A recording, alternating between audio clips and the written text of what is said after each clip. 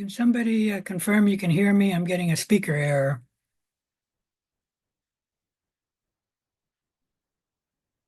I can hear you. Great.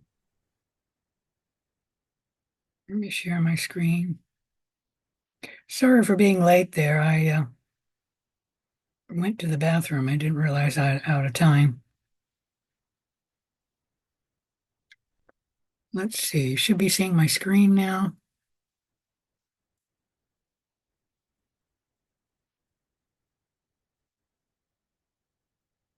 Before we begin, are there any questions?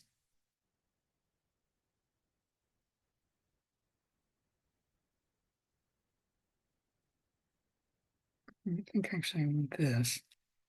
All right. The final is comprehensive, but about 50% of the final will be on material you have not been quizzed on previously.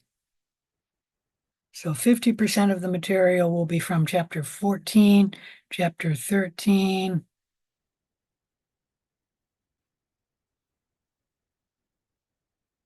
and then the unknown project.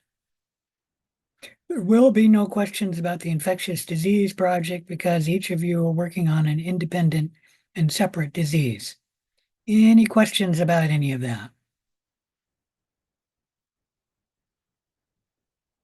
All right. And then 50% of the material will be on labs 1 through 9 and chapters 1 through 8, missing chapter 7. Any questions about any of that? There will be no trick questions. I personally don't like trick questions. And when I was in college, I had one instructor who just loved giving trick questions. And he had one exam where 50% of the questions were trick questions, and I didn't get any of them correct. Surprisingly, I still managed to be top in the class. So my point is, I don't like trick questions. That doesn't mean I will not ask difficult and hard questions. I'm just not going to ask a question that's tricky. And what I mean by tricky, where you're thinking one thing and you're actually supposed to answer something different. Any questions about any of that? All So right. 50% of it's going to be Chapter 13, 14, 14. and the unknown project. Okay. Okay. Thank you. All right. So obviously, on the unknown project, the best thing to do would be to take a look at the case studies in the lab, meaning take a look at your lab and the case study questions. It will be something like that, where you're given information and then you're supposed to try and identify what you have. And that's sort of what your unknown project is all about. Any questions about that? I may ask you some questions on some tests, but really, I don't think I do, except maybe on the gram stain, which, if you remember, we had a entire lab as well as a lecture on the gram stain. Maybe chapter 3 and lab 4.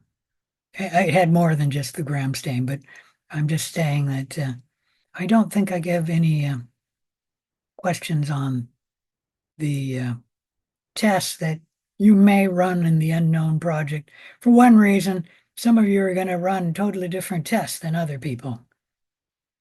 All right, so let's go ahead and review chapter 14. I'm going to start from the back and work up because obviously chapter 13 and 14 are the exam. But you'll have the most questions from chapter 13 and 14. The next most will probably be chapter 8 and chapter 1. Chapter 1 is unique in that it introduces a whole lot of topics, and then we come back and later discuss them. And so you can say the exam is from chapter 1, but you could also say it's from another chapter. Like I remember with Cox postulates, we introduced it in chapter 1, but we talked about it at 2 other times in the course. So there will be a question on Koch postulates. There will be a question on the cell wall of bacteria. I don't think there's a cell wall of like archaea or anything like that. And there's nothing about archaea other than maybe the domain. You should know about the domains. Um, and then chapter 1 covers the history of microbiology. And if you do not know, I really do like the history of microbiology. So I tend to ask a few more questions on chapter 1 than all of the other chapters, except for obviously chapter 13 and 14, and maybe chapter 8. Chapter 8, we spent about 2 full days, maybe even a little more than 2 full days covering chapter 8. And microbial genetics is fairly important, so that's why we spent the time on it. So I tend to ask a few more questions on chapter 8 than, say, like chapter 6 or chapter 5. Any questions about any of that? All right, you do need to know the labs, but like I said, there won't be many lab questions on each lab because you've already been quizzed on all of the labs. So there probably will only be something like one or at most two questions from each lab on the final. All right, let's go on to chapter 14.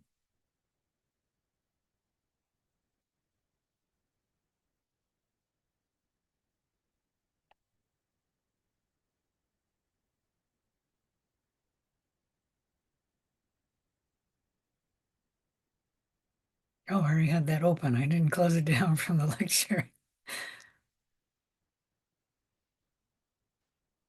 Well, you should know the terms of this chapter. As I mentioned, the terms, if you know the terms of this chapter, you'll learn about 50% of the chapter. You should also understand the relationship between the normal microbiota and the host. We're talking about the human host here and the human normal microbiota. You should understand the stages of disease development and understand about nosocomial infections, what they are, and how to control them.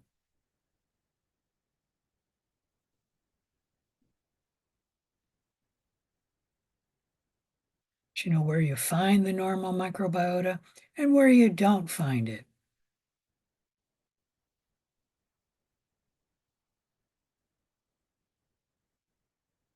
You should know about microbial antagonism and then the relationship between microbes and their host, which is a symbiotic relationship, and it can be commensalism, mutualism, which the normal microbiota are normally that, or parasitism, and then the human pathogens are parasitic symbiotic organisms.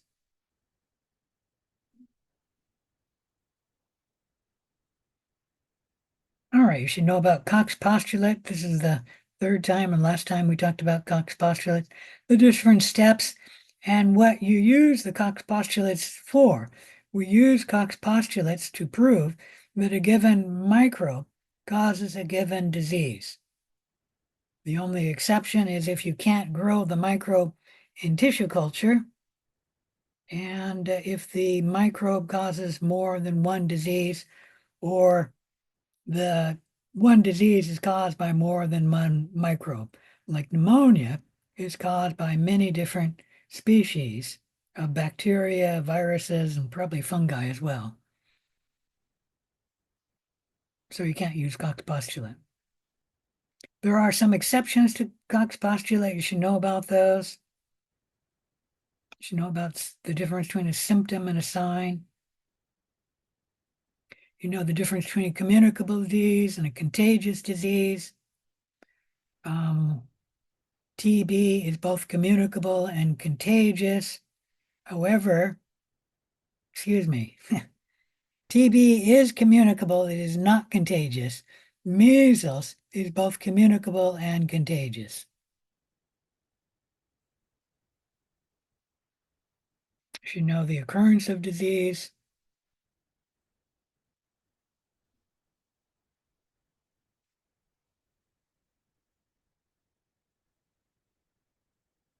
You should know about herd immunity.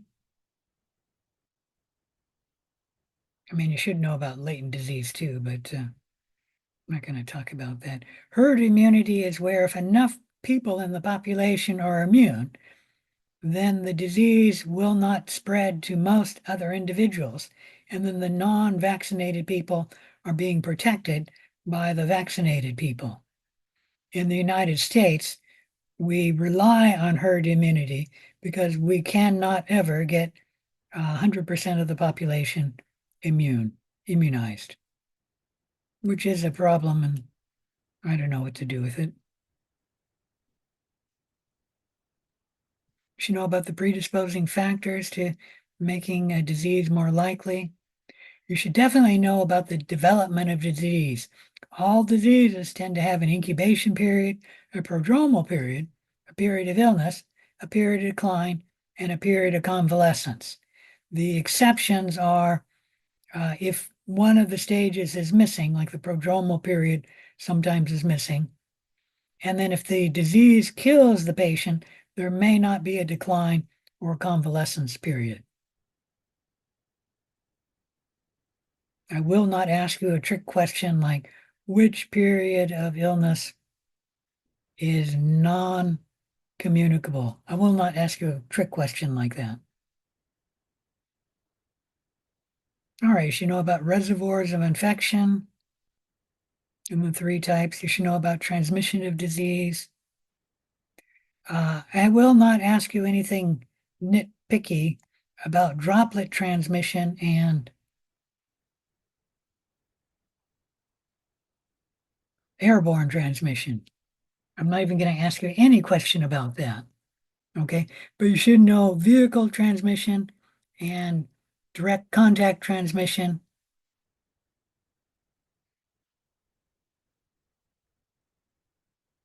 And vector transmission.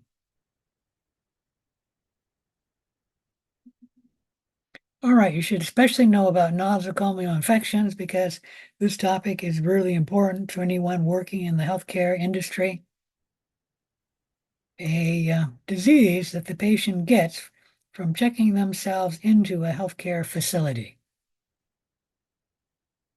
I didn't mention that because of all the education occurring in the United States and in the hospitals and hospital-like environments, they've actually decreased nosocomial infections in the United States now. So it's closer to 5% than it is to 15%, meaning only about 5% of hospital patients now in the last, 2 or 3 years get a nosocomial infective agent.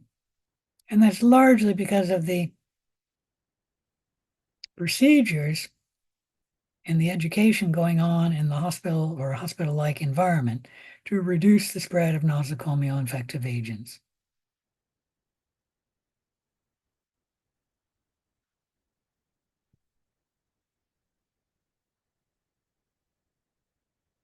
All right, you should know about morbidity and mortality. Any questions about chapter 14?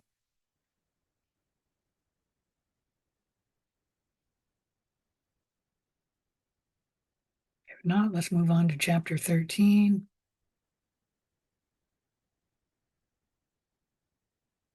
Viruses, viroids, and prions.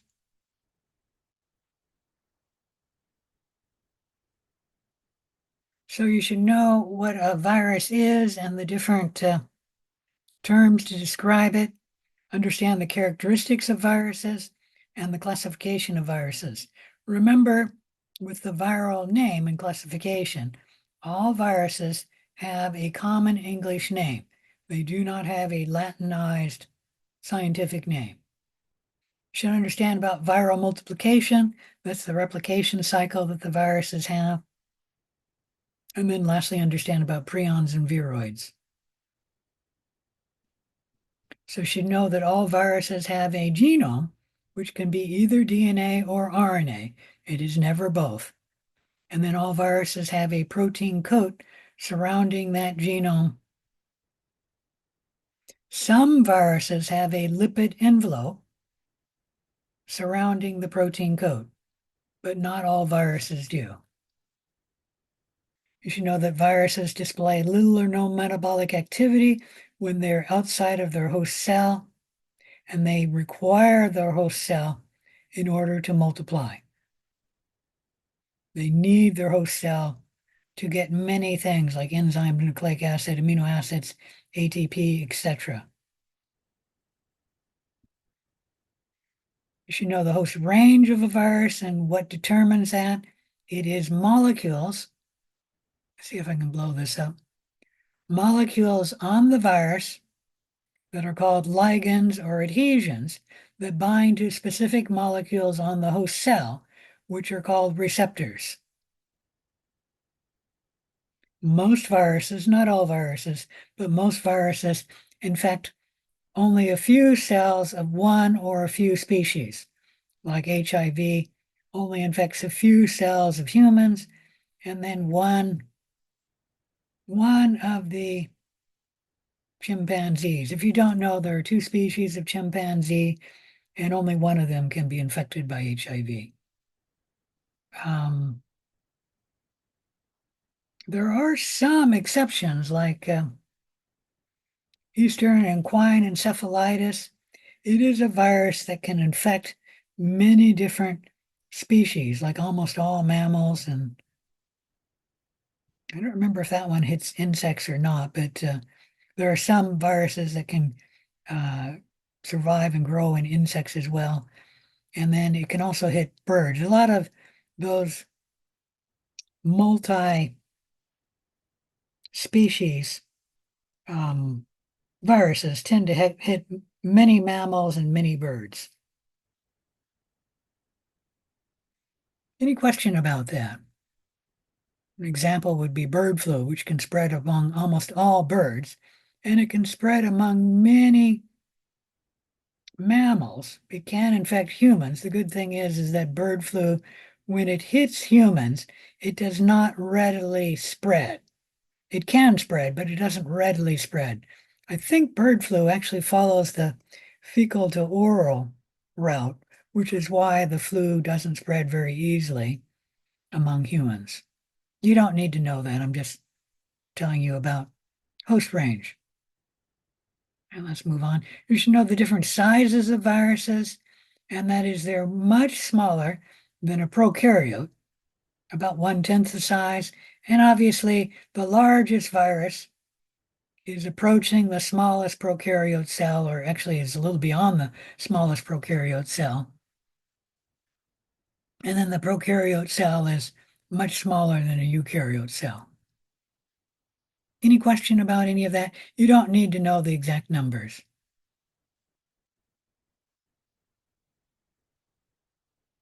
You should know the nucleic acid of a virus can be either DNA or RNA, never both, and it can be either double-stranded or single-stranded.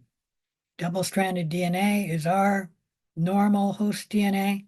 Single-stranded DNA is found in our cells whenever our DNA is replicating or being transcribed. It is single-stranded. Double-stranded RNA, that genome is not, or that combination of RNA is not found in our cells, so that's unusual. And then single-stranded RNA is normal in our cells. When we're talking about a viral genome, it's important to discuss whether that single-stranded RNA is positive single-stranded RNA or negative single-strand RNA. And the positive single-strand RNA can be read by the ribosome. So all messenger RNA, for example, of our cells, is going to be a positive single-strand RNA. And then some viral genomes are the complement to that, and that's called the negative single-strand RNA. And I do not know if human cells have negative single-strand RNA in them. If they do, it's definitely not messenger RNA, but I don't know if like tRNA is that or ribosomal RNA is that or any of the other RNA in our cell, which I didn't talk about. There are other RNA in our cell. You know about ribozymes, for example. Um, that is a different category of RNA, and it's not a tRNA, messenger RNA, or rRNA, although That's not entirely true because there's definitely a ribozyme, which is definitely rRNA. Anyways, and the viral nucleic acid can be linear or circular. Linear genomes are found in bacteria. Excuse me, linear genomes are found in eukaryotes. Circular genomes are found in bacteria. All right, you should know about capsid and capsomeres. And if there's no envelope, we call it a naked virus. If there's an envelope, we call it an enveloped or an enveloped virus. You know the general morphology. We categorize viruses into a helical virus, a polyhedral virus, and then the third category is a catch-all complex virus, which can be any shape. I suppose you should know that bacteriophage T4 is the virus that has been studied the most and is understood the best of all viruses. And it's a virus that infects E. coli. All right, viral taxonomy. You should know that viruses are mainly grouped into families. They can be grouped into above that, like an order, but not much above an order, other than the kingdom. We'll talk about that in a minute. And then the family name ends in viridae, and then group below the family is a genus. The genus name ends in virus. Below that is the virus species. And then below that is a subspecies. A subspecies for human would be the different races of humans. For viruses, the subspecies is important because it can give a different, I don't know, disease or category. The best example is the polio virus, where one species causes the polio disease, and then the other subspecies we use as a vaccine to prevent getting the polio disease. Any question about any of that? We don't group viruses much higher than an order because we do not have enough of the genome to understand the evolutionary history of the virus. So we just can't group it higher, other than the kingdom that it infects. And we don't get that from sequencing the genome of the virus. We get it for the cells that the virus infects. And so we do group the virus into a kingdom and then really only into the order, the family, the genus, the species, and the subspecies. Any question about that?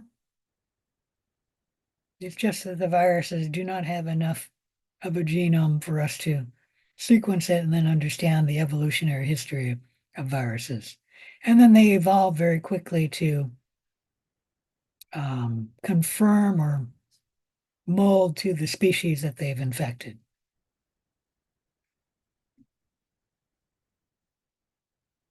So an example of viral taxonomy, the family is the herpes virus, the family would be herpes viridae. The genus name, herpes simplex virus. The subspecies would be herpes simplex type 1. Yeah. Any question about that? All right. Viruses multiply, and we call this a viral life cycle. For viruses that infect bacteria, meaning bacteriophages, they only have two life cycles, the lytic life cycle and the lysogenic life cycle. In the lytic life cycle,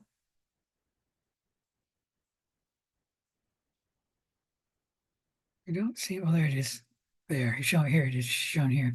The virus infects the host cell, replicates, making new viral genome, and then new viral protein coats any other protein that's needed by the virus. And then the virus lyses the cell, which will release the newly replicated viruses, which can then go out and infect another cell. And that's the lytic life cycle. A lysogenic virus, once it infects a cell, it has to immediately determine, will it enter the lytic life cycle, in which case it'll go through the life cycle I just discussed, or will it enter the lysogenic life cycle? If it enters the lysogenic life cycle, the virus and the host live in symbiosis, meaning they live together, for as long as the virus remains in the lysogenic life cycle. In the lysogenic life cycle, the viral genome actually integrates into the host cell's chromosome. And that we call a prophage for bacteriophages.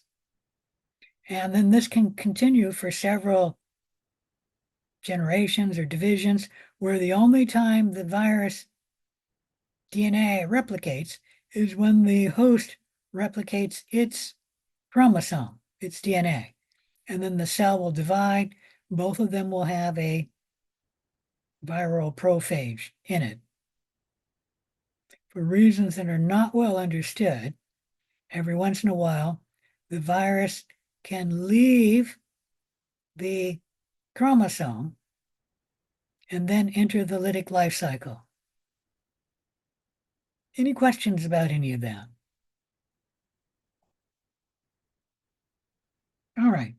Some things to know: in the lysogenic virus, there is a repressor protein in the lysogenic life cycle that when the repressor protein works, it shuts down the lytic genes of the virus. As long as that repressor protein is working, the lysogenic life cycle will continue. Some consequences of lysogeny. The main, you can know about that the cell is immune to infection by that same virus, but the main one is that there is new DNA added to this cell containing the lysogenic virus.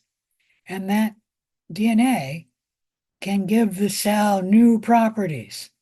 The best example is Corynebacterium diphtherium, producing the Corynebacterium diphtherium toxin only when the bacteria is infected by the lysogenic virus, meaning it's the lysogenic virus that has the gene for the Corynebacterium diphtherium toxin. Any questions about any of that? All right, that's it for bacteriophages. Let's talk about animal viruses. They do tend to follow the same, life cycles as a bacteria virus. They do have a different release. They can be released by the lytic life cycle, meaning there is animal viruses that follow the lytic life cycle, but they also have a release by budding or a process similar to budding, which I probably don't ask you any questions about, so I won't talk further about it. And then one other difference that animal viruses have that's pretty important is an animal virus can replicate in the cytoplasm, which is where bacteria viruses all replicate in, but an animal virus can also replicate in the nucleus. And a rule of thumb, if the animal virus is a DNA virus, it replicates in the nucleus. If the virus is an RNA virus, the rule of thumb is it replicates in the cytoplasm. There is one exception, and that is the retroviruses are an RNA virus, and they do not replicate in the cytoplasm. And that's the only exception that I know of. Any question about any of that?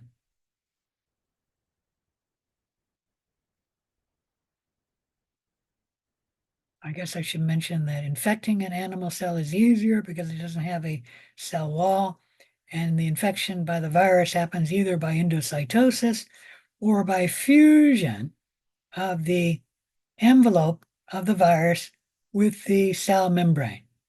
And remember, an envelope is a lipid bilayer, very similar to the cell membrane. And so the envelope can just fuse with the cell membrane, and then that will bring the virus into the cell.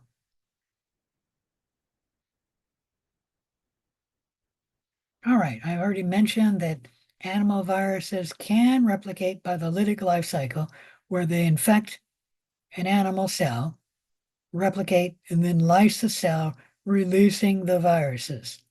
So there are animal lytic life cycle viruses, but there are other animal viruses that follow the budding life cycle.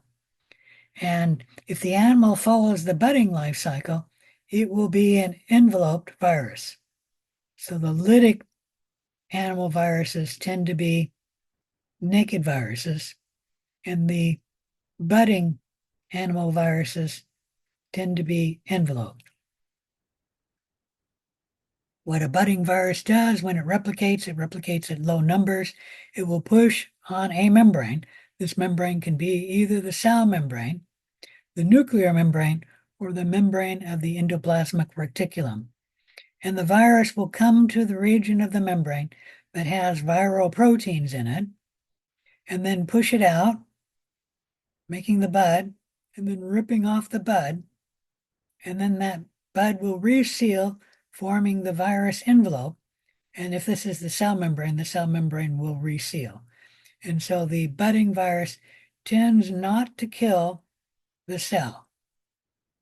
If the host cell is killed, it's because the host immune system recognizes this cell as being infected, and then the host immune system would kill that cell. The virus, the budding virus, does not tend to kill the host cell.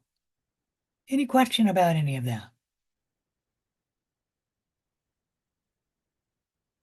All right, you don't need to know the different uh, families of DNA viruses, but they're shown here. Let me blow that up. And then some of the diseases they cause. You should know the pox viridae family encompasses smallpox, and I guess cowpox, which is used as a vaccine for smallpox. You should know a little bit about herpes viridae because we did discuss that one, causing some of the herpes diseases like herpes simplex type 1, herpes simplex type 2, um, cytomegalovirus, roseola virus, chickenpox.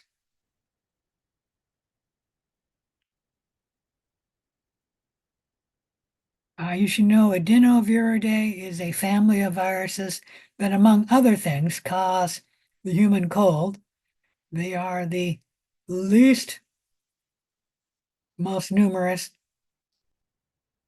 family that causes human colds, meaning they're the third family that causes human colds. The other viruses you don't need to know anything about. So DNA viruses replicate in the nucleus. Once the DNA virus enters the host nucleus, it can form a provirus, and if it does that, that provirus will remain in the host DNA permanently for as long as that cell survives. And it will replicate, obviously, if the cell divides. The other thing the virus can do is, once it enters the cell, is produce new virions,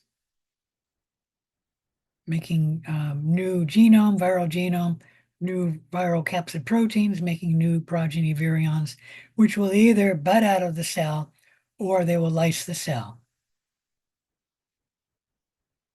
And this is a replication of the multiplication of a DNA virus in more detail.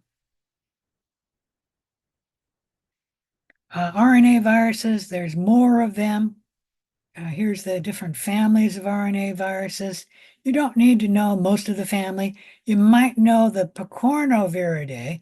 It's a very large family of viruses, which are very different from each other. Let me see if I can blow that up so you can see it better.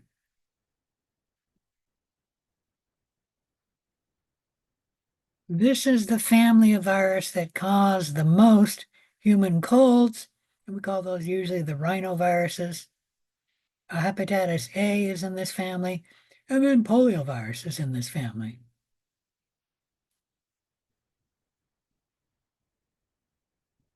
Just looking to see, we've talked about them. You should know a little bit about coronaviridae because of COVID-19. Retroviridae, this is the one RNA family of viruses, which is RNA but does not replicate in the nucleus, excuse me, in the cytoplasm. This virus replicates in the nucleus. And the reason is it has a DNA intermediate. You probably should know about the Paramyxoviridae, but I'm not going to ask any questions about it. Um, you should know about it because that causes a lot of very common childhood illnesses. But like I said, I'm not going to ask any questions on it. Orthomyxoviridae, you should know about that virus. This is the virus, family of viruses that cause the flu.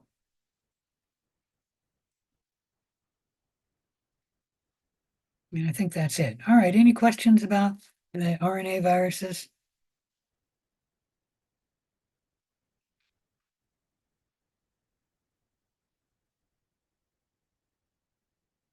Obviously, the replication of the virus will depend on what the viral genome is. DNA replication happens normally. One strand will be used to make the other strand. And that's actually the way double-strand RNA replicates as well. One strand will be made from DNA, transcribed to make messenger RNA, which will be a positive strand, and it can be read by the ribosome to be translated into protein. If we have a single strand RNA, the negative strand RNA makes the positive strand RNA, meaning its template, and then uses that as the template to make the negative strand genomic RNA. And only the positive strand can be translated into protein. And then the positive strand, how it replicates is it makes the negative strand and then uses it as a template to make more of the positive genomic strand RNA. Any question about any of that?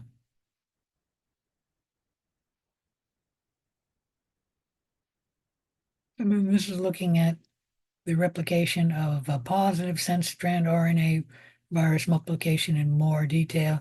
You should sort of understand that slide.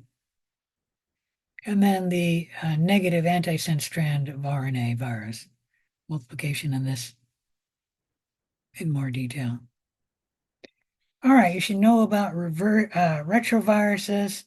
And they have the enzyme reverse transcriptase, which makes single strand DNA from RNA. And then the reverse transcriptase makes the single strand DNA double strand DNA. The double strand DNA can then integrate into the host cell's DNA. And once that happens, the DNA of the virus will be a permanent fixture of that cell. For as long as that cell is alive, the cell will have the retrovirus in it. And that is actually one reason why when they think an HIV patient has thrown off the virus, they can't say with 100% accuracy because they could have HIV integrated to one of their cells, and then at sometime later in the lifespan, the virus could come out of the genome and start replicating again. Any question about that?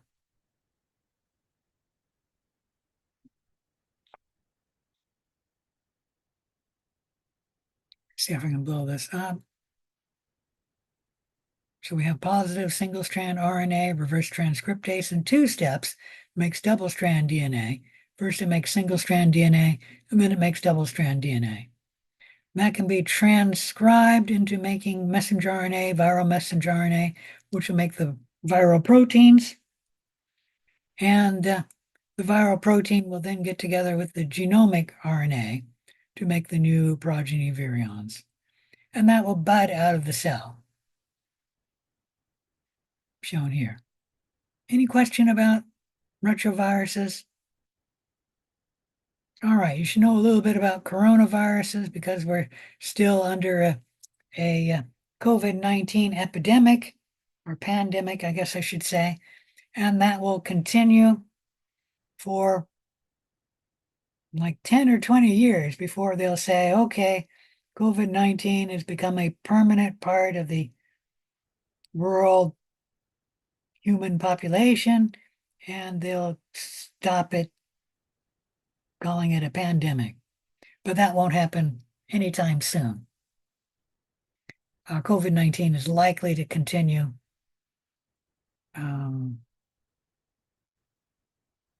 Anyways, you should know the three types of coronavirus, actually four types of coronavirus: SARS, MERS, and COVID-19. And then the fourth type is actually the most common type of coronavirus.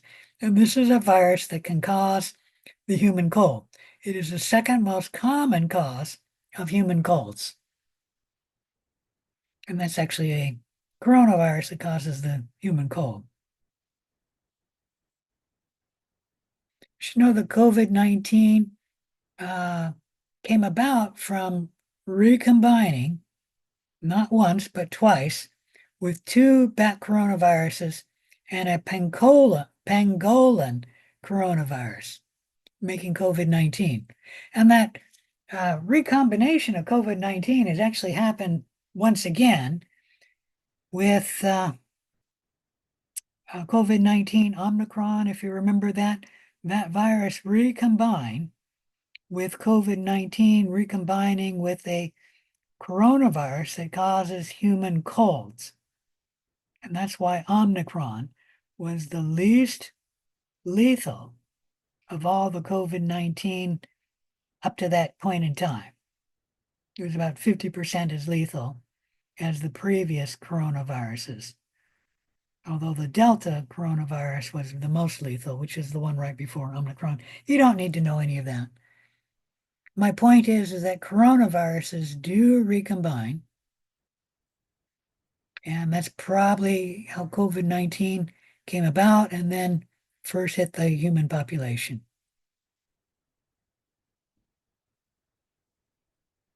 You should know how it's primarily spread by coughs or sneezing or singing from within 6 feet of the patient. It can be transmitted just from speaking or just from breathing, but it's much less likely than from coughing, sneezing, or singing. COVID-19 is likely breathed in, but it can rarely be picked up on your hands, and then you can inoculate your mucous membrane in your face.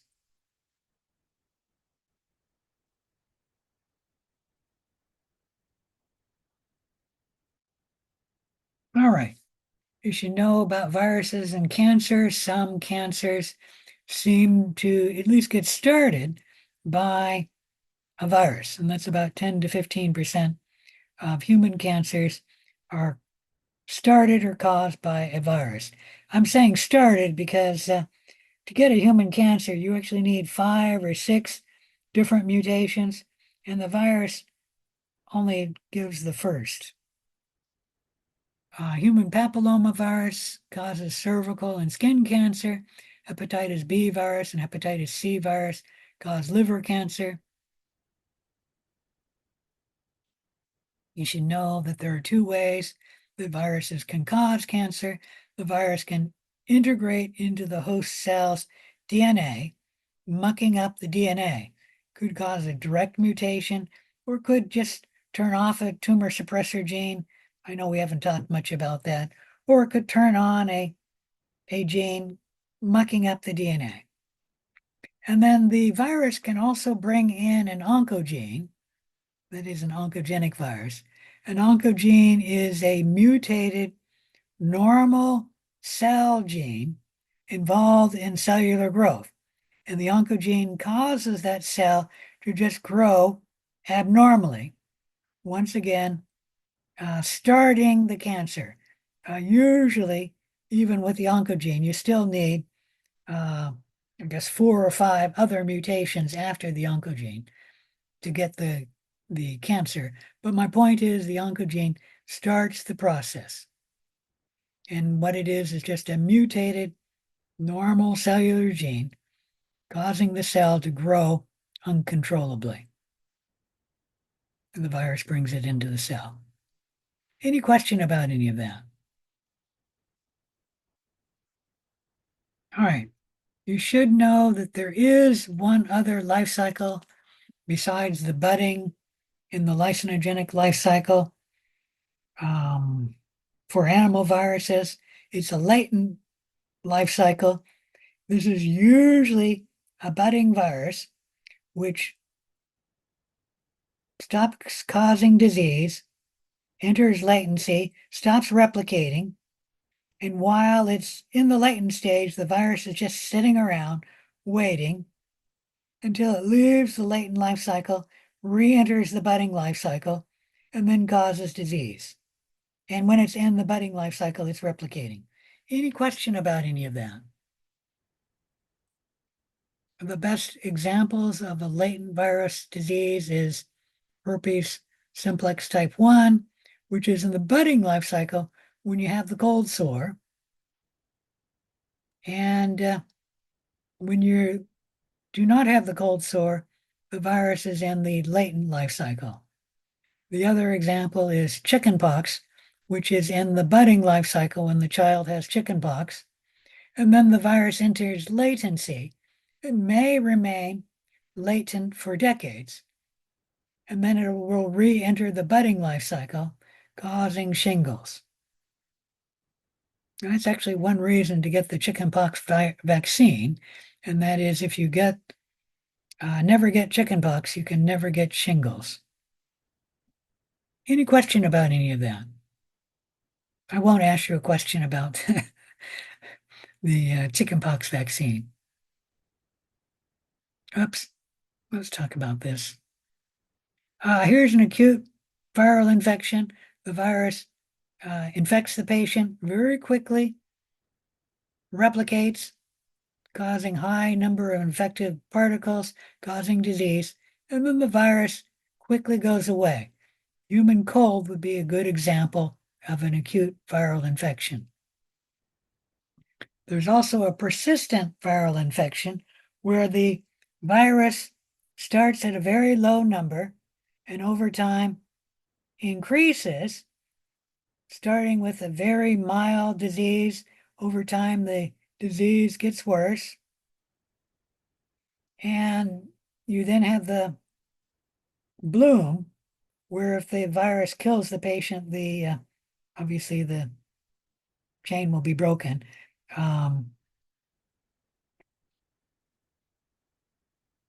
Not all persistent infections kill the patient. Some of the persistent infections will go to this and then plateau. Oops, sorry. My mother had shingles, which entered the persistent infection, where she always had shingles for the last few years of her life. And what happened was it was a persistent viral infection and just plateaued.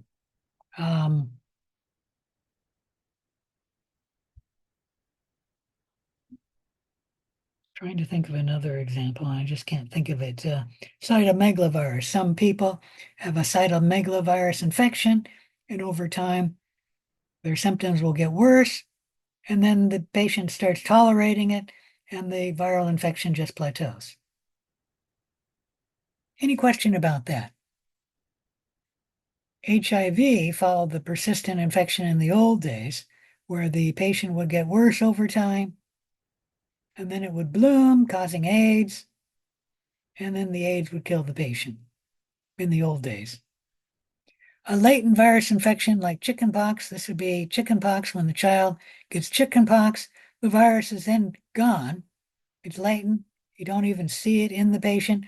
You could find it in the patient if you were to actually do, I don't know, what do you call it? Synthesize the patient's DNA and then look for the chickenpox virus. But that would be the only way, and it'd be very low numbers. It's not replicating. And then it can come out. They call that a latent infection, and the virus starts budding, and the patient gets starts releasing viruses, and will have the shingles for the chickenpox disease. Any questions about any of that? All right, you should know about prions. They are proteinaceous infectious particles. The proteins reproduce because the cell has a normal protein, PRP superscript C, which the nerve cell needs, and then the prion protein, PRP superscript SC for scabies, which the prion protein comes up to the normal protein, causes the protein to change its folding pattern into the prion protein. Now the cell has two prion proteins, and it'll be short on the normal protein, so the cell will make more of the normal protein, and then each of these will come up to the normal protein, making more of the prion protein, so that the prion protein accumulates in the nerve cell, forming plaques, and eventually will kill the cell, causing prion disease. Any question about any of that? I don't think I ask you anything about the brain, but it's called spongiform encephalopathy because the brain of the prion patients or the animal looks like a sponge compared to the normal brain. All right, you should know about plant viruses and viroids. Plant viruses cause diseases that are economically important to people, but they only cause diseases on plants. And so we're not going to talk any further about them. And then prions also cause diseases, excuse me, not prions, viroids also cause diseases in plants. They are a naked RNA molecule, which is infectious. They only cause diseases in plants, though. There are no known viroids affecting animal cells. Any question about any of that? All right, that's it for chapter 13. Let's move on to chapter 8.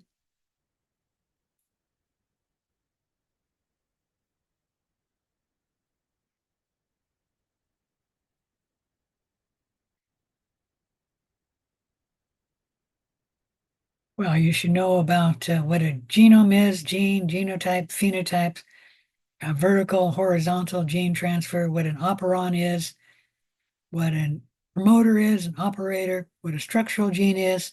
You should know about crossing over, transformation, conjugation, and transduction. You should also be able to describe DNA replication, RNA transcription, and protein translation. And then lastly, you should understand about the different types of mutation.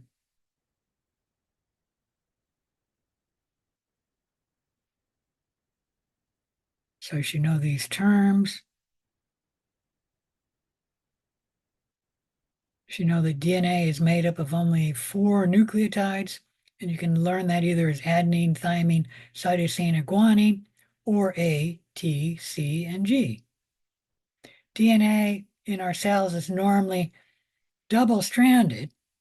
One single strand, is held together by a sugar phosphate, that's a sugar phosphate backbone, and this is a covalent chemical bond holding the single strand together. The double strand DNA is running in opposite directions. We call that the strands are anti-parallel. This is running 5' to 3' this way. This one is running 5' to 3' this way. The double-strand DNA is only held together by hydrogen bonds between the bases of the single-strand DNA. Any question about any of that? Hydrogen bonds, there's 2 of them between A and T, and 3 between C and G. You know, the vertical flow of information in a cell, normally information moves DNA, from DNA to RNA in transcription, and then from RNA to protein in translation. The only exception of this, I'll mention that now, is in retroviruses, where reverse transcriptase can take information in RNA and make DNA. And then from the DNA it goes in the normal flow. All right, you should know about the flow of information within a cell, between generations of cell, or in humans, we could say from 2 parents to their offspring, and then from one cell to a cell of the same generation, the recombinant cell. Normally, the DNA leaves one cell and then would be taken up by the recombinant cell. Any question about any of that?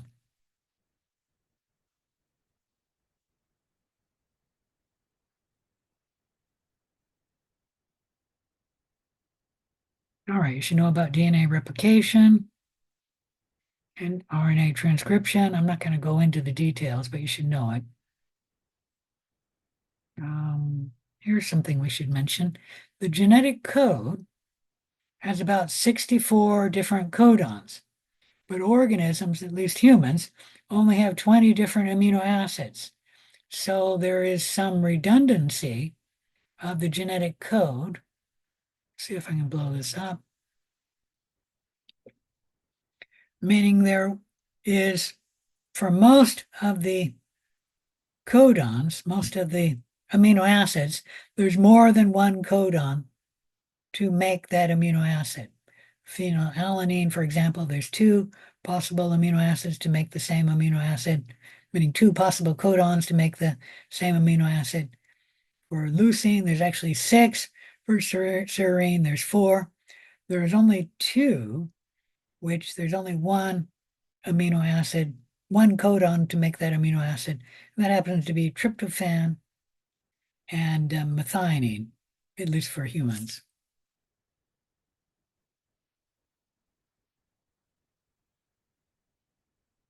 So you should know about protein translation.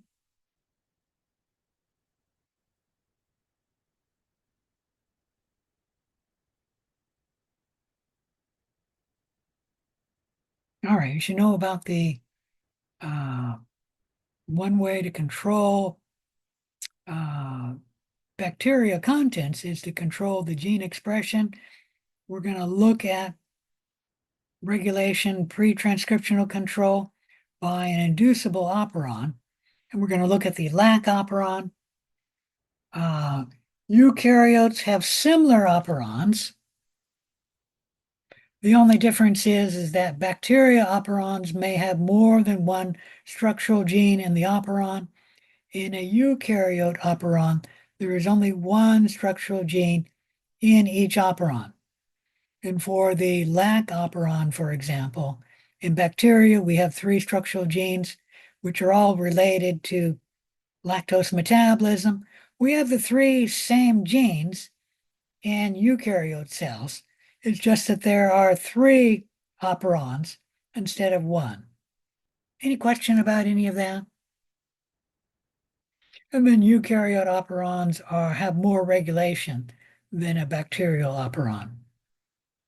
A structural gene is the gene of interest. So normally when we're talking about a gene, we mean a structural gene. An operon will involve a structural gene, perhaps more than one structural gene if it's a bacteria, and then the controlling regions around that structural gene, specifically the promoter, the operator, and the terminator, which is not shown here. The promoter we've already discussed, and that is the region of DNA where the polymerase binds to the DNA. And this will be an RNA polymerase because it's transcribing the gene. The operator is where the regulatory gene binds to the operator, stopping the promoter from transcribing the gene. The regulator is made by another gene, which in the case of the lac operon happens to be nearby. In most cases, like in a eukaryote, this gene is nowhere near the gene it's regulating. In fact, in eukaryotes, it's usually on a different chromosome.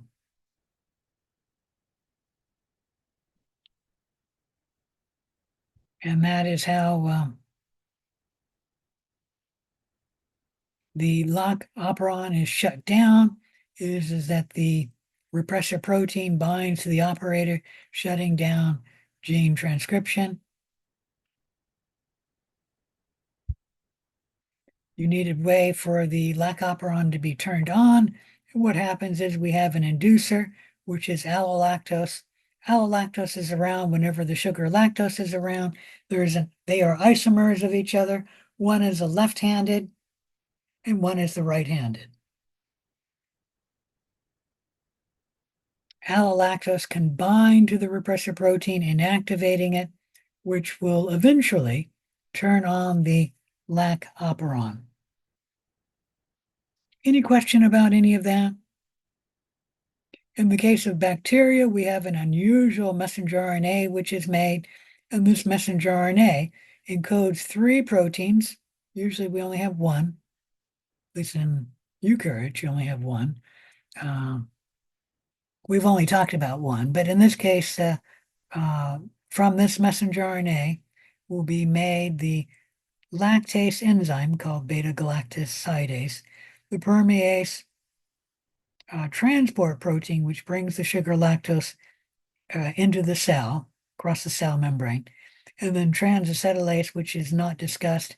It's a protein which helps convert beta-galactose to the sugar glucose for metabolizing lactose.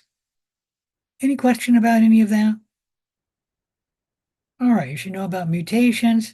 You can have a mutagen, which can cause a mutation, or a spontaneous mutation, which is usually happens just normally on its own. Whenever the DNA is replicating, if it makes a mistake, we call it a spontaneous mutation. It doesn't happen very often, but it does happen. You should know about the different types of mutation. A base substitution, which is when a single nucleotide base is changed. A frame shift mutation, where a nucleotide is either added or deleted, or it could be a multiple of several nucleotides, as long as it's not a multiple of three. We call that a frame shift mutation. And then there's a macro mutation, which is when an entire region of a chromosome is either added or deleted. And remember, a macro mutation is not discussed in the textbook.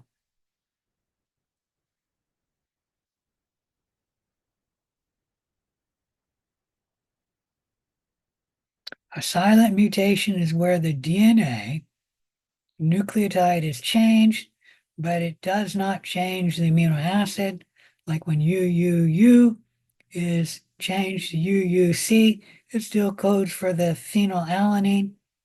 That is called a silent or a neutral mutation. No effect on protein function. A missense mutation is when we change the nucleotide of the codon.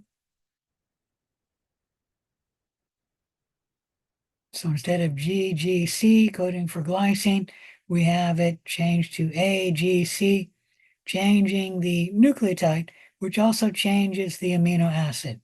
A missense mutation, where one amino acid is changed.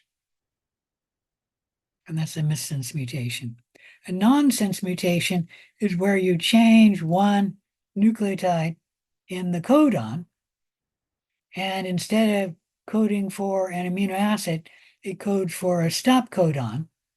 That way you will get a truncated protein, a protein smaller than the original protein, a nonsense mutation. A frame shift mutation, the easiest way is to add or remove a base. When you remove a base, what used to be U will now go U, and then it'll grab this G from the next codon to go UUG, changing this codon, but then it changes all later codons because the frame shift has been changed. And that could potentially change all of the amino acids after this frame shift. Any question about any of that? The only exception is if you remove or add 3 nucleotides or a multiple of 3. If you were to add, well, let's say remove this one codon, UUU, that's the only thing that would be removed. Instead of having methionine, lysine, phenylalanine, and then glycine, you'll have methionine, lysine, and then glycine. The thing is that the frame shift is not changed. You've only changed that one amino acid. So what would that be? That would be like a missense mutation,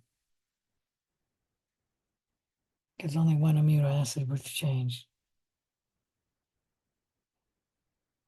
All right, 2 causes mutation, spontaneous and mutagens. You should know ionizing radiation is radiation with a lot of energy. When it hits the atom or the electron, it causes the electron to leave the atom or the molecule, causing an ion, which can then bump into DNA and damage the DNA. UV radiation is a form of non-ionizing radiation.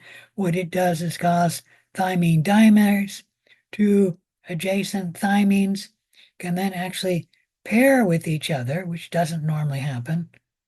And then they will not hydrogen bond with the other strand of DNA, and that will cause a bubble in the DNA. This DNA cannot be replicated, at least normally, and cannot be transcribed normally either. There's also a chemical mutagen. Nitrous acid was the example where the nitrous acid comes up to the adenine and then makes this adenine not act as an adenine, and it acts like a guanine, and then the polymerase will read that as a guanine and then add a C there, and then that when it further not replicated, that will permanently change the genome of this cell.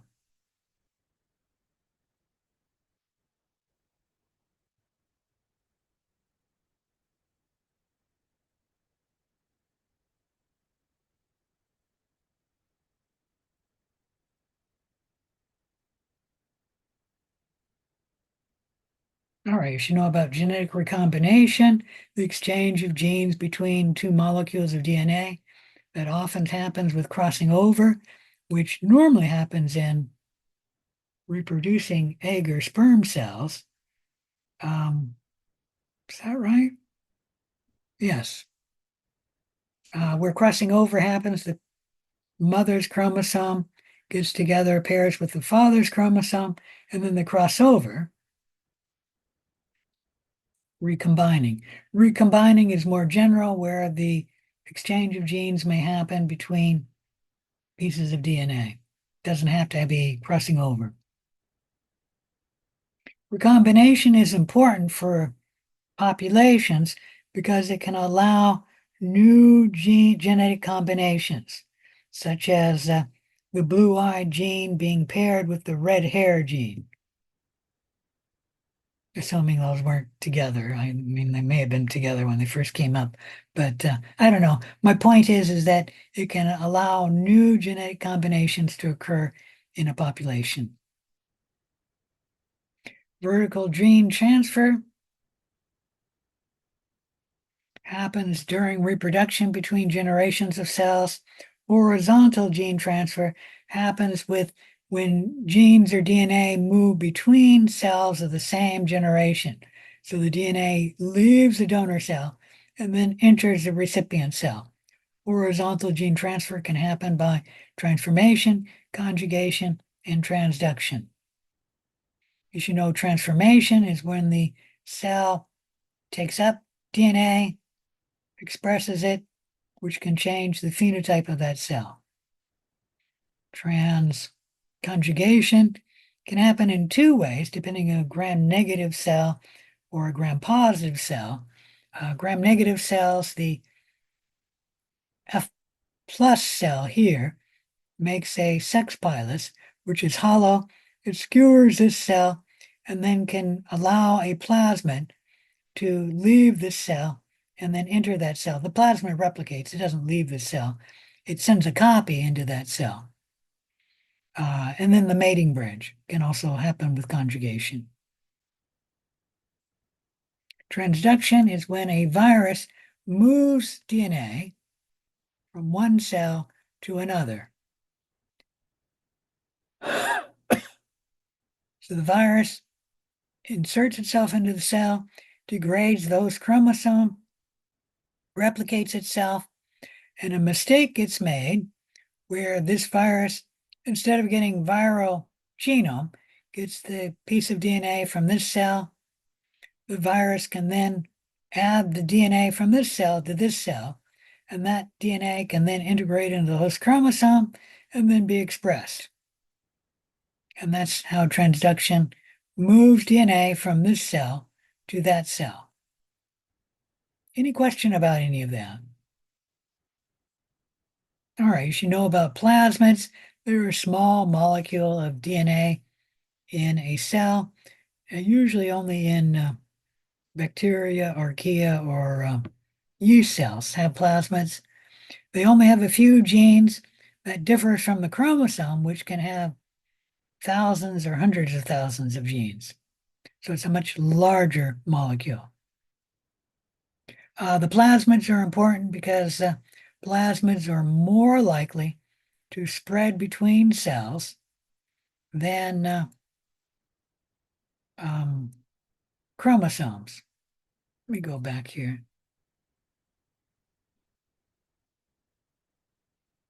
So you're more likely to get a plasmid. Obviously, you have to have a plasmid. Well, no, you can't. You're more likely to have a plasmid happening by conjugation or by transformation.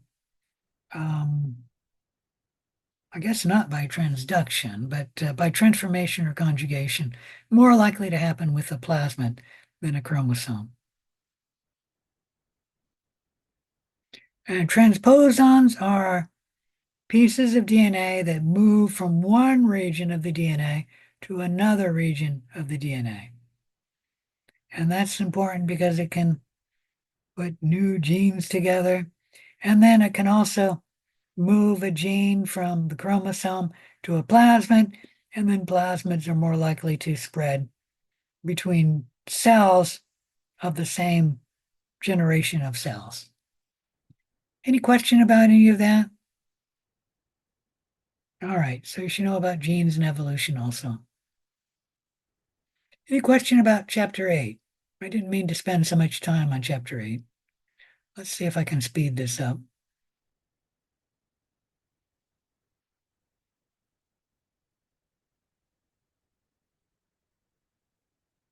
Chapter 6, so you should know the different terms. What's a psychrophile, a psychotroph, a mesophile, thermophile, hypothermophile, acetophile, halophile, aerotolerant anaerobe, facultative anaerobe.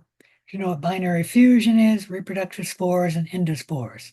And know the difference between an endospore, which is a cell survival technique, and a reproductive spore, which is a reproductive technique, the way some cells reproduce. Most cells that are bacteria reproduce by binary fission, but some bacteria can reproduce by budding, and some can reproduce by reproductive spores. Understand the various requirements for growth, and then the 4 phases of growth, and then the methods we have for measuring microbial growth. Know that you have requirements for microbial growth, both physical and chemical requirements. So you know the temperature requirements, the different names,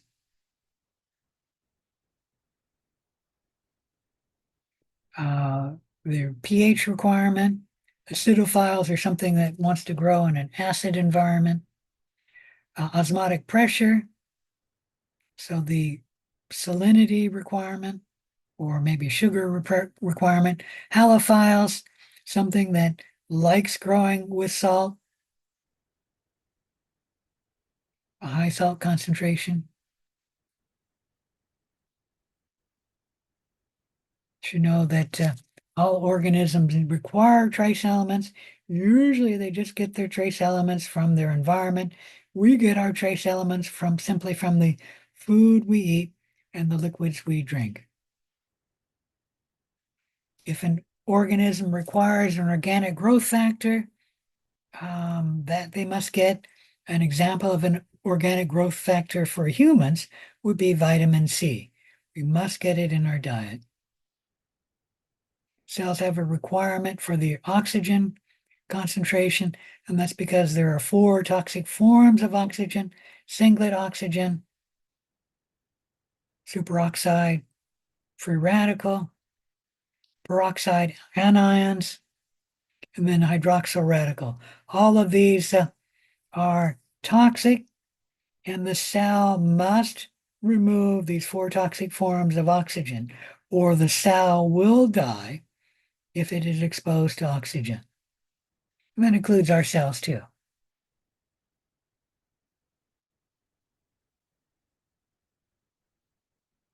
You can look at the microbe's requirements for oxygen by putting the microbe in a thioglycolate media. And if the growth is mainly at the top, it's an obligate anaerobe. If the growth is mainly at the bottom, it's an obligate, did I say aerobe? Obligate aerobe. Here is an obligate anaerobe. I might have said that wrong. If the growth is throughout the tube, but mainly at the top, it's a facultative anaerobe. If the growth is uniform throughout the tube, it's an aerotolerant anaerobe. There are only a few bacteria that I know of that are this way. And then there are some bacteria that are microaerophiles. Elobacter pylori, a bacteria that grows in our stomach, is a microaerophile. It requires oxygen, but it prefers having less oxygen than 20%. Any question about any of that?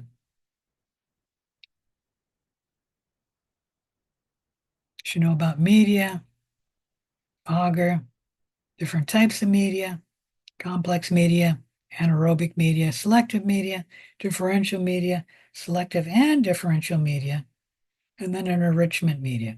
Remember, an enrichment media is selective, but we use it to enrich for the occurrence of cells of interest.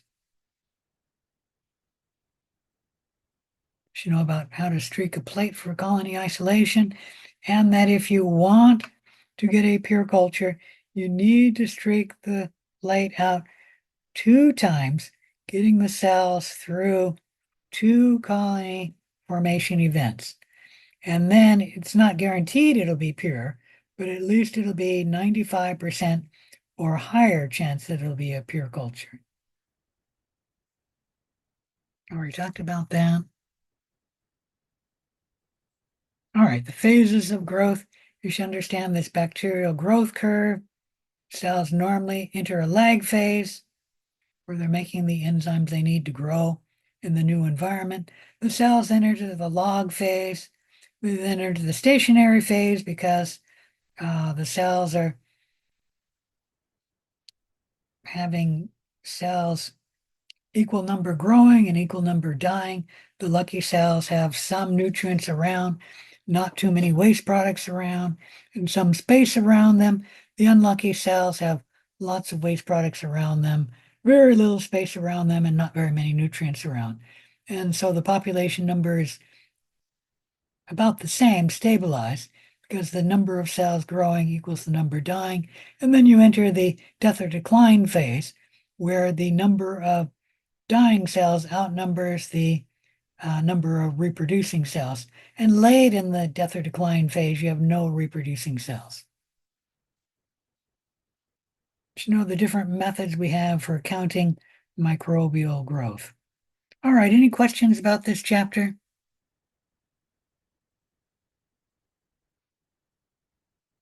Let's move on to chapter 5.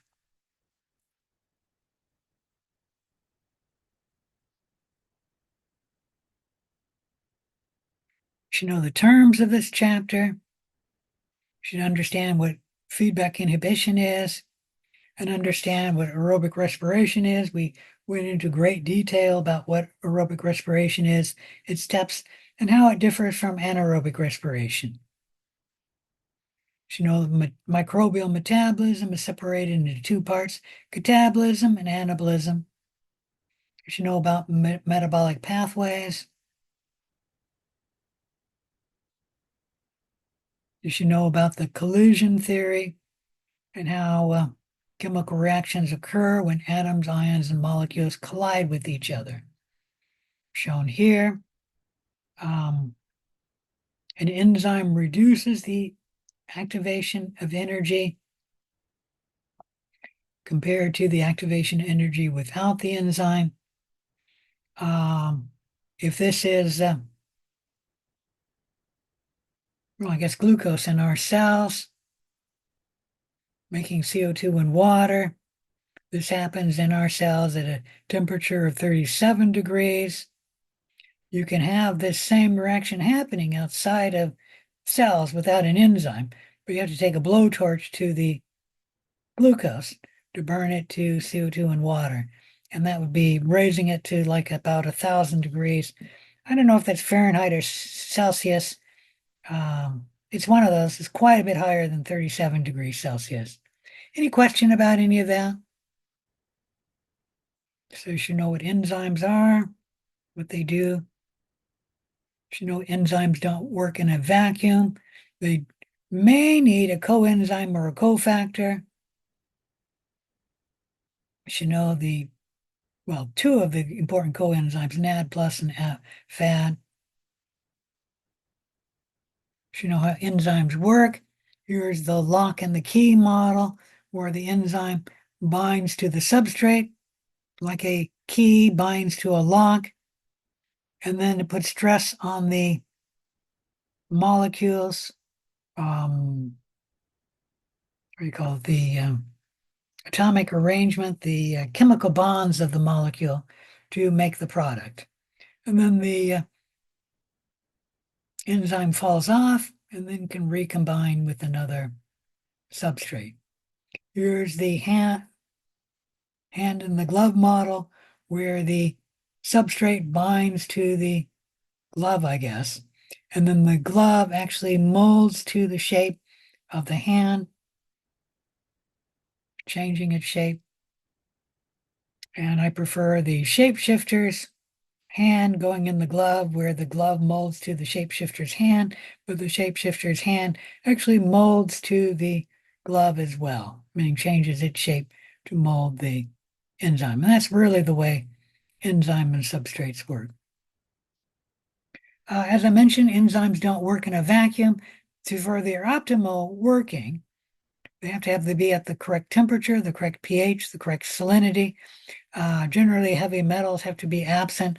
Alcohol has to be absent. UV radiation has to be absent. All of these can cause the protein to denature.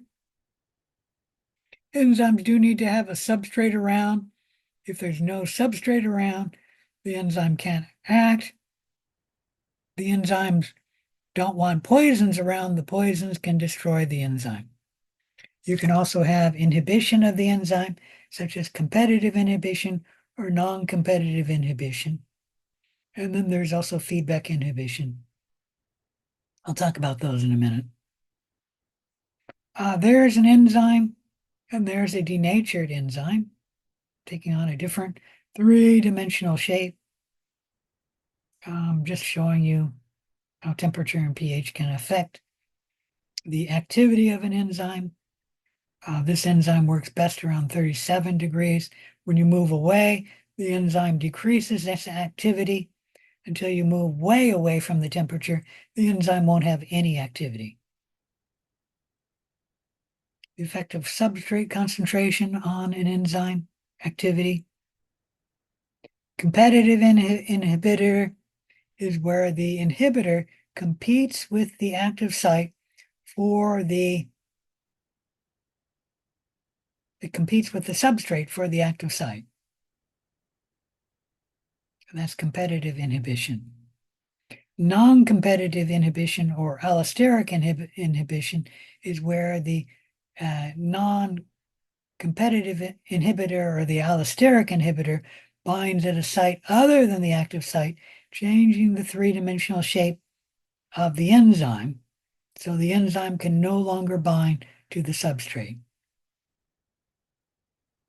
And then here's feedback inhibition, where we frequently see this in a cell where the end product of the reaction actually binds to the first enzyme, inactivating the enzyme, making no more intermediate A or no more intermediate B, no more end product.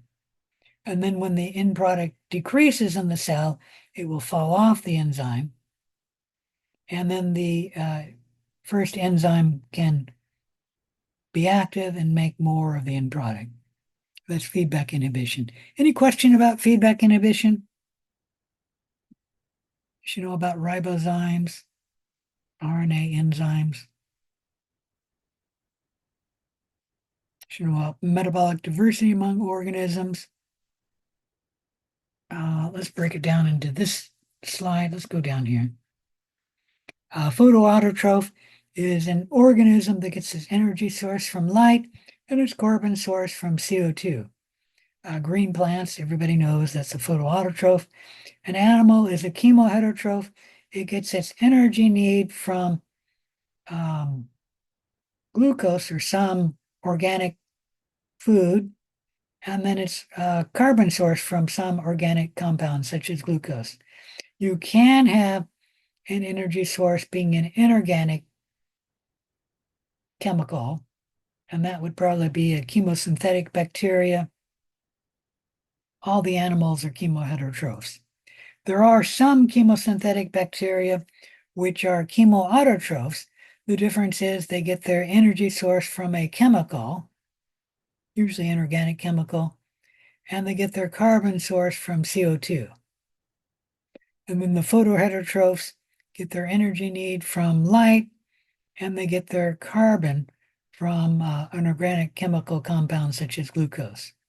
You don't probably need to know about an example because you probably don't know a green and purple non-sulfur bacteria. Any question about any of that? All right, you should know about oxidation reduction reactions. You should know about aerobic respiration. This slide is showing you an overview of aerobic respiration. You should know that ATP is made in three ways. The first way is by substrate level phosphorylation, where phosphate is moved from one molecule, the ADP, to make ATP. ATP can also be made by respiration, which involves the sequential transfer of electrons from an electron donor to an electron acceptor, and in the process, ATP will be made. And then ATP can also be made by photophosphorylation, which only happens in photosynthetic cells where ATP is made, although it is often used up to make sugar.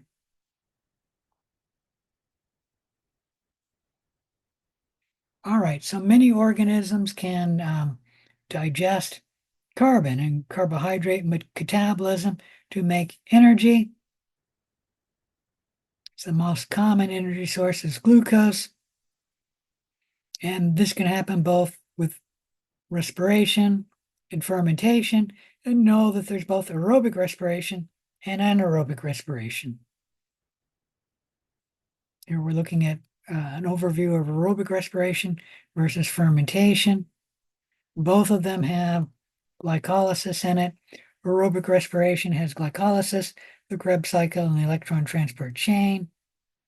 Fermentation has glycolysis, and then one or two fermentation steps. Much higher ATP in aerobic respiration. This is an overview of aerobic respiration in a eukaryote cell. Here would be the cell. Glycolysis happens in the cytoplasm. The pyruvate then moves into the mitochondria, so does the NADH.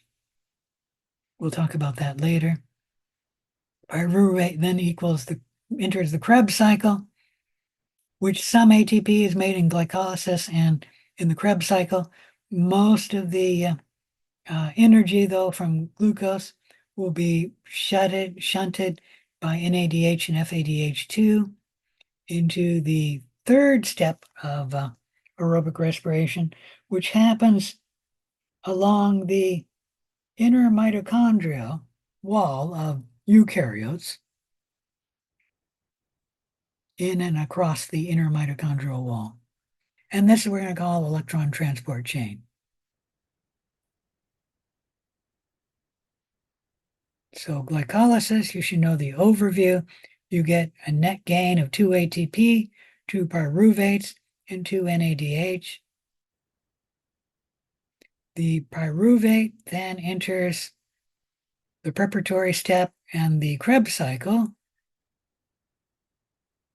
making some ATP, some NADH, some 1 FADH2 per pyruvate, and then 3 CO2 per pyruvate. But remember, you have to multiply this if the question asks per glucose. You multiply everything by 2. And there's the Krebs cycle. And then we enter the electron transport chain, where the NADH and FADH2 carry the electrons and the hydrogen to the electron transport chain. Where do I blow this up? There we go. When the electrons move through the electron transport chain, some of the proteins get the energy they need to pump hydrogen ions from this side of the membrane to that side of the membrane, creating a potential energy difference between this side of the membrane and that side of the membrane. These hydrogen ions will want to move to this side of the membrane. We can only do that through this protein, which is an ATP synthase protein. And when the hydrogen ions move from this side of the membrane to that side of the membrane through this protein, it gives this protein the energy it needs to synthesize ATP from ADP. The other thing going on is the electrons will end up at oxygen, which will combine with the oxygen and the hydrogens to make water. So all of the oxygen you breathe in is converted to water. All of the CO2 you breathe out, which is actually shown in the Krebs cycle, happens from the burning of glucose.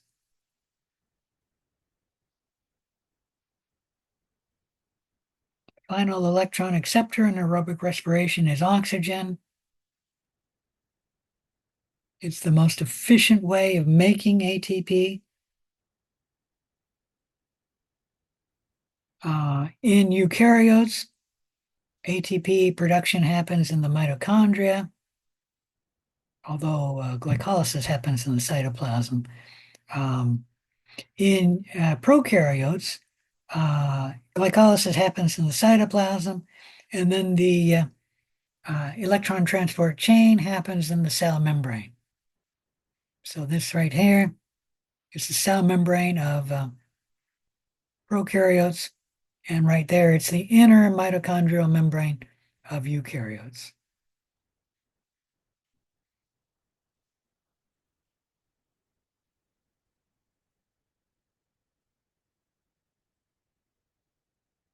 Let me back up.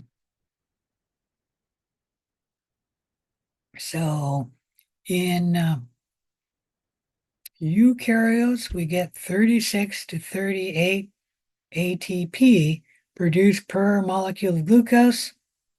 And obviously you use up 6 oxygen, 38 ATP, 38 phosphate, and you generate 6 CO2 from the burning of glucose. And you generate 6 water from breathing in the oxygen. Prokaryotes are a little more efficient. They always generate 38 ATP.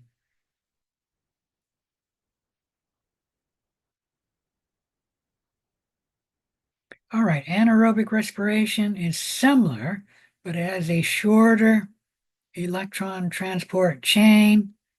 Depends on the form of anaerobic respiration, meaning there's many different ones. It could be nitrate ion, it could be nitrite ions, it could be sulfate ions, it could be iron. There's many different forms of anaerobic respiration. The ATP yield is always greater than 2 and up to 36, always less than 38, depending on which form of anaerobic respiration it is. Some are more efficient. The most efficient, though, are not as efficient as aerobic respiration. So therefore, anaerobes tend to grow slower than aerobes. Fermentation, we do generate ATP from glucose fermentation, but you only generate a net gain of 2 ATP. And all of that happens in glycolysis. Fermentation has a fermentation step or two, and the main point of that step is to convert pyruvic acid to the fermentation end product, and then convert NADH made in glycolysis back into NAD+. You need the NAD+ present to allow fermentation to occur. Any question about any of that? You should know the 2 common forms of fermentation, lactic acid fermentation and alcoholic fermentation. There are other types of fermentation shown here, but I won't discuss them now. All right, you should know that glucose is the preferred molecule for, well, any respiration, aerobic or anaerobic, or even fermentation. Other foods can be used. Carbohydrates will be broken down and converted into a sugar. If it's not glucose, the sugar will be converted into glucose. Lipids and proteins can be broken down as well. It's a little more complicated. Lipids and proteins are too big to enter the cell, but the cell can secrete lipases or proteases outside the cell to digest the cells into either amino acids or what would that be there?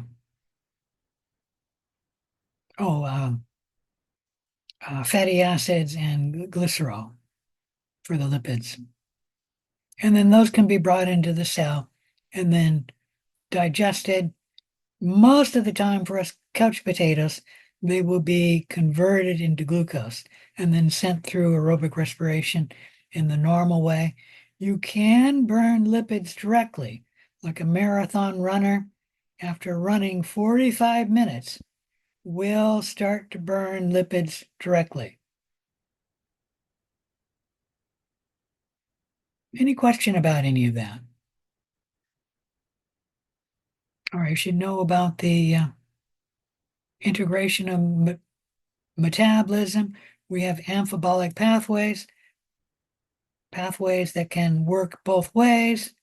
And that's why when you make lipids, most of us couch potatoes will convert that lipid into glucose, and then glucose will be sent through aerobic respiration in the normal way. I guess an easy way to state that is the other way, and that is if you eat too much carbohydrate, everybody knows we're not going to store that primarily as a carbohydrate. We'll convert that into a lipid. And that's true if you eat too much protein as well. All right, photosynthesis. Let's talk a little bit about that. You should know there's two types, cyclic and non-cyclic photosynthesis. In cyclic photosynthesis, we make glucose, 6 oxygen, and 6 water. You should know this equation. In cyclic photosynthesis, we only make ATP. And photosynthetic cells can generally make either cyclic photosynthesis or non-cyclic photosynthesis, depending on what they need. If they need glucose, they'll undergo non-cyclic photosynthesis. If they only need ATP, they'll engage in cyclic photosynthesis. Cyclic photosynthesis is very similar to aerobic respiration. We have light, I guess that's different, which hits an electron from chlorophyll in a green plant, at least, or a green bacteria, that causes an electron to move to this protein in the membrane, to this protein in the membrane, to this protein in the membrane, back to this protein in the membrane, and then the electron moves back to the chlorophyll. That's why it's called cyclic photosynthesis. The electron just moves in a cycle, returning to where it started. Along the way, the electron, when it's moving through this protein, gives this cell the energy it needs to move hydrogen ion from this side of the cell to this side of the cell. That hydrogen ion gradient can be used to then make ATP.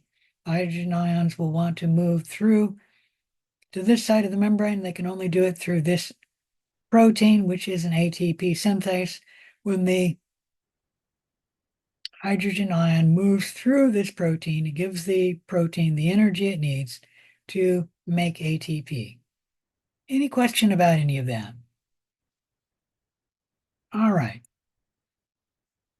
Let's move on to chapter 4. I'm trying to speed this up.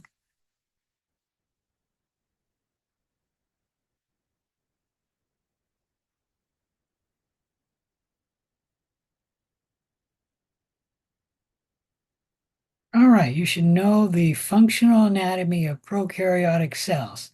I do not believe I'm asking you any questions about eukaryotic cells, other than perhaps the difference between prokaryotes and eukaryotes.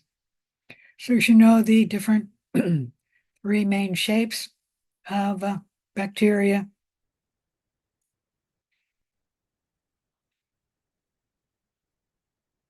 Can be different shapes. You should know that most bacteria are monomorphic, but a few are pleomorphic. You should know the different cellular arrangements that cocci can have, and you should know that cocci have more cellular arrangements than any other cell. Bacteria, I should word it that way. There can be singlets, which isn't shown here except for maybe right there. There can be diplococci, streptococci, tetrads, Sarcenia, and then staphylococci.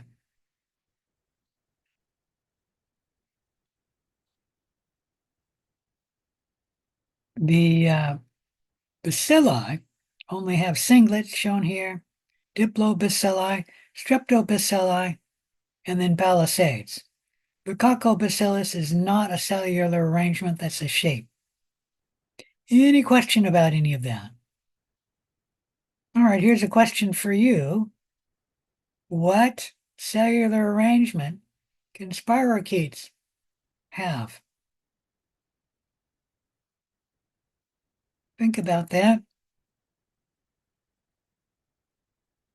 All right, you should know the typical structure of prokaryote cells, and then you should know that what's shown in red is found in all bacteria cells, cytoplasm, ribosomes, plasma membrane, and the nucleoid containing the DNA. So that would be the nucleoid region.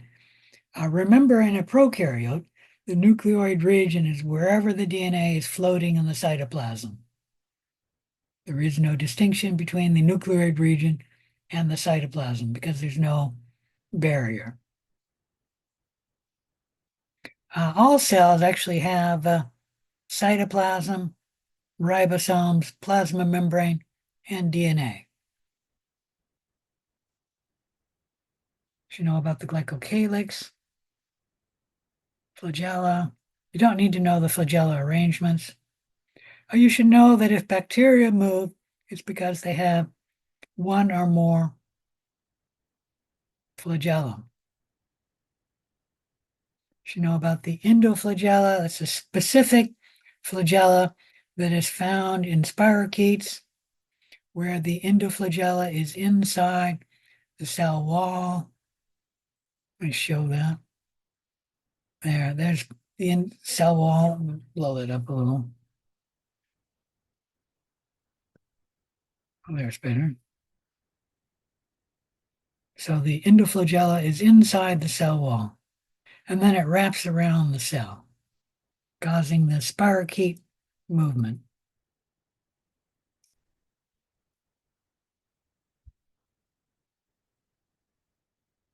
You know, fimbriae, the sex pili, prokaryote cell wall, peptidoglycan, gram-positive and gram-negative bacteria cells. You should know the difference between them. You should know about the atypical cell walls. Mycoplasma are bacteria, but they lack a cell wall. The archaea are atypical in that they are not bacteria. They're their own domain, and they do not have peptidoglycan. You don't need to know this. They have pseudomurine in their cell walls, or they have no cell wall. And then the mycobacterium are atypical bacteria that have different cell walls. They have mycolic acid in their cell wall.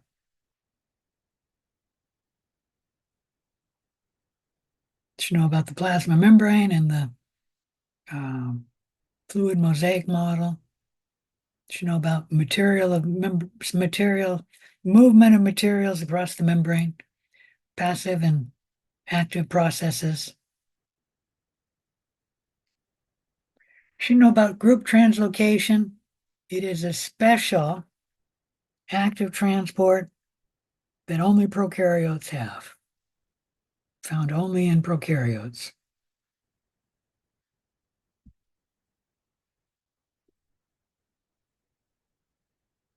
All right, you know about endospores. This is a feature that mainly two families, Bacillus and Clostridium, make. I think there's one or two other families, but there's only like one or two members in those other families. Um, they make an endospore, which is a survival structure. One cell makes one endospore, then the parent cell dies, so one cell makes one cell, and that's why it's a survival structure, not a reproductive structure.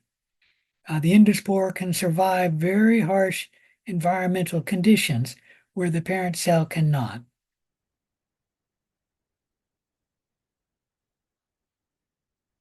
All right, I think that's it for this, except for the last three slides. The endosymbiotic theory is a theory to explain how eukaryote cells obtain their mitochondria and their chloroplasts.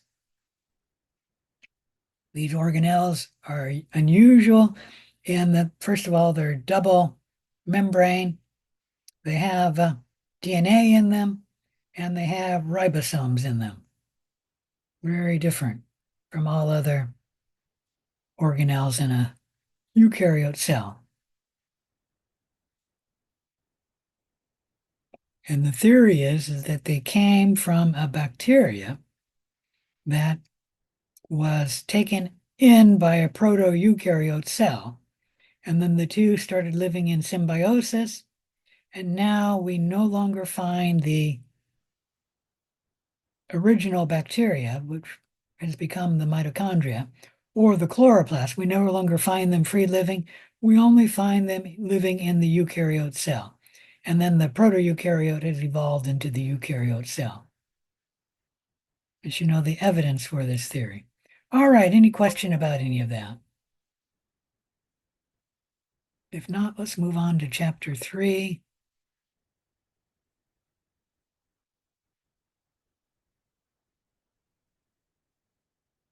You know the terms of this chapter, observing microorganisms. You know why we observe use the metric system, mainly because science and medicine use it. And then all the countries in the world, except for these three, use the metric system. And two of these countries are converting to using the metric system. The United States is one, it's just that we're converting very, very slowly. You should know the sizes of things. You do not need to know the exact size, but you should know the rank order. And then the parts of the microscope you should know. Difference between a compound light microscope and a simple microscope. A simple microscope has only one magnification lens. A compound microscope has two, the eyepiece and the ocular lens. Not the eyepiece, the eyepiece, which is the ocular lens, and the objective lens, sorry. Should know what resolution is, refractive index, while oil helps with refraction. Probably don't ask you anything about bright field illumination versus dark field. I might ask you something different between an electron microscope and a light microscope.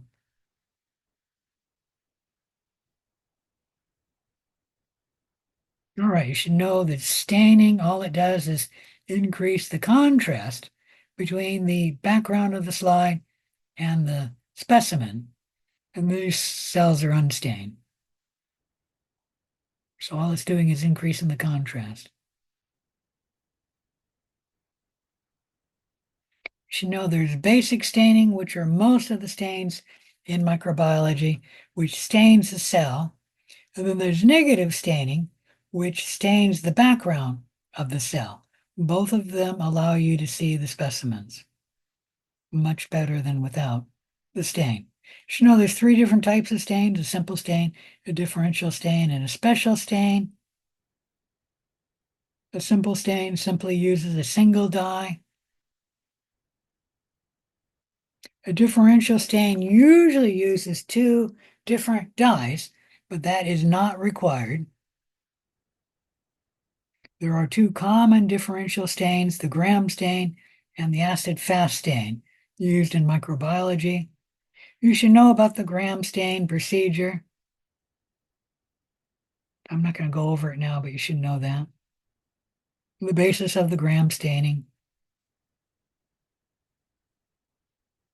And I will not ask you any questions about the special stains. Staining a special structure in the cell. Any questions about chapter 3? All right, any questions about chapter 2? Chapter 2 is the chemistry of life.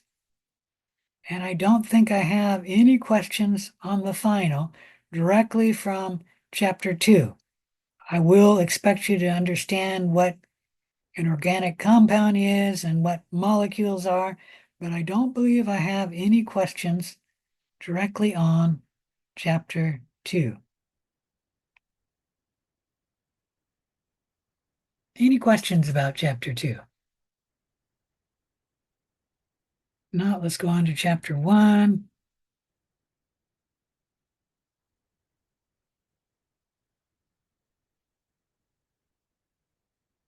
All right, you should know the importance of microbes in the ecosystem as well as to people.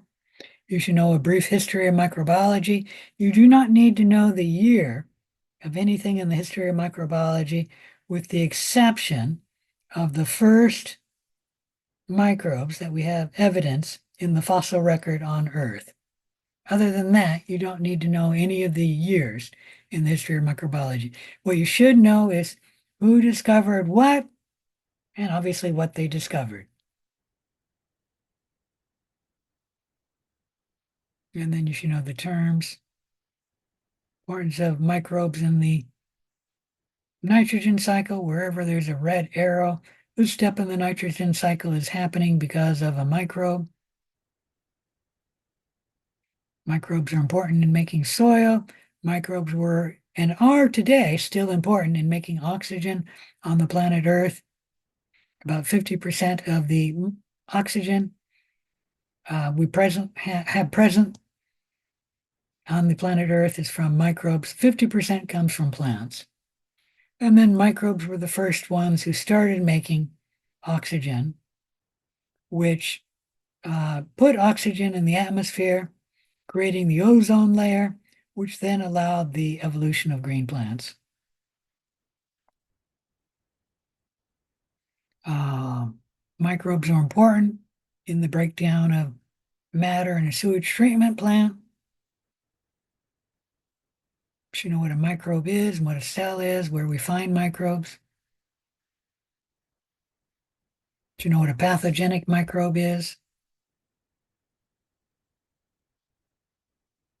Do you know the beneficial roles that microorganisms uh, play in the planet, as well as beneficial roles that microbes have for humans, like making industrial chemicals, making certain insecticides, fermenting foods? All of our fermented foods happen because of microorganisms. Products made in manufacturing, antibiotics are made by microbes, and then other products like insulin is made by microbes.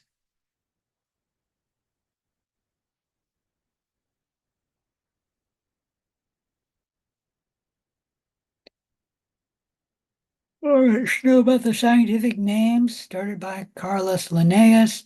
We still use his naming convention where every species is giving two names, the genus name and then the specific epithet name.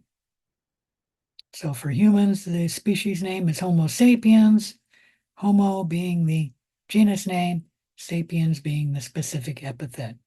And this is called the scientific nomenclature, also called the binomial nomenclature, because all species has two names. You should know that all species are Latinized. The name is either italicized or underlined. The genus name is capitalized. The specific epithet is lowercase. The name usually is descriptive or honors a scientist.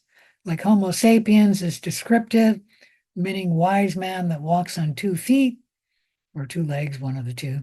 And then Escherichia coli, coli being descriptive, found in the colon, and then Escherichia honoring Dr. Escher, an early microbiologist.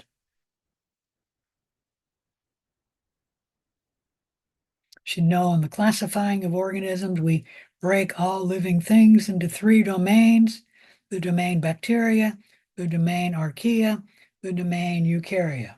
These, these domains are defined, and all you need to do is sequence the DNA of a species, and you will find it belongs to one of the domains because each organism in a domain will have a more similar sequence in DNA to any organism outside of that domain.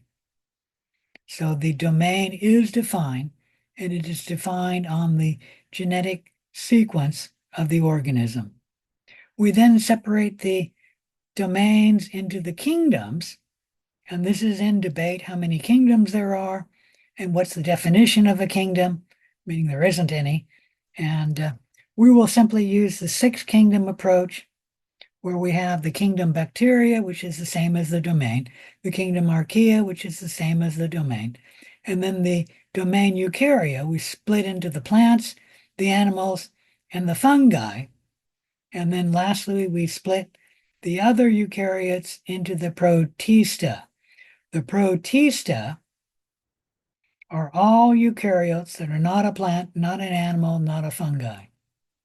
And so it is not a monophyletic group. Any questions about any of that?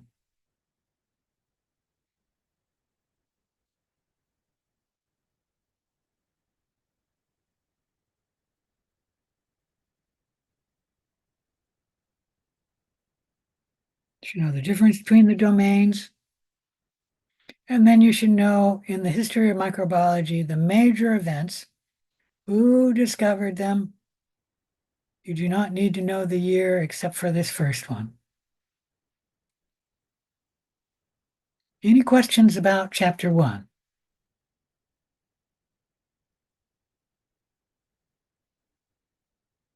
I guess I should mention that the early years of microbiology were largely um, trying to answer the question, and that is, did the theory of spontaneous generation give rise to microbes, or did the theory of biogenesis give rise to microbes? And Louis Pasteur finally disproved the theory of spontaneous generation, thereby confirming the theory of biogenesis, and that is microbes come from pre-existing microbes. You should know how he did that too.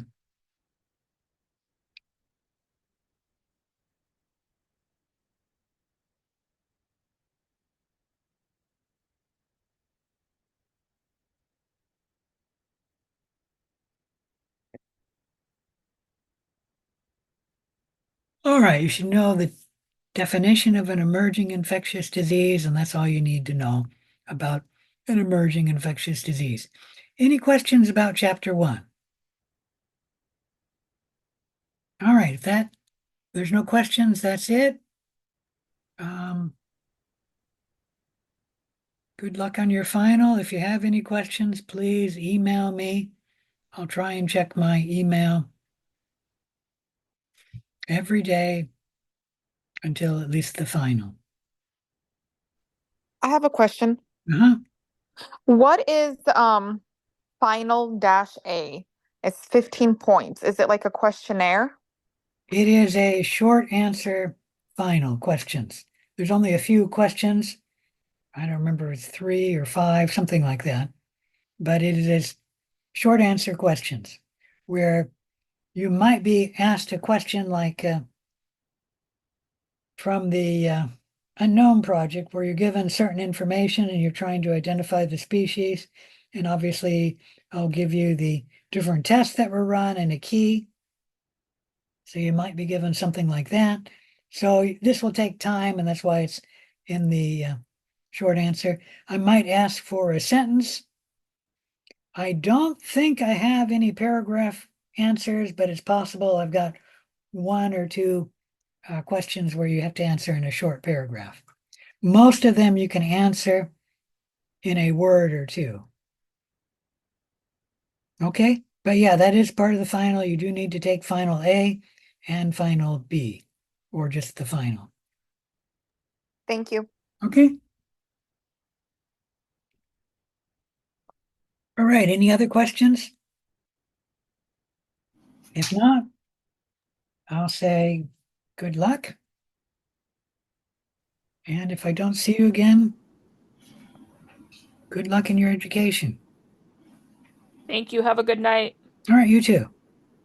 I have a question about the unknown notes. Uh-huh.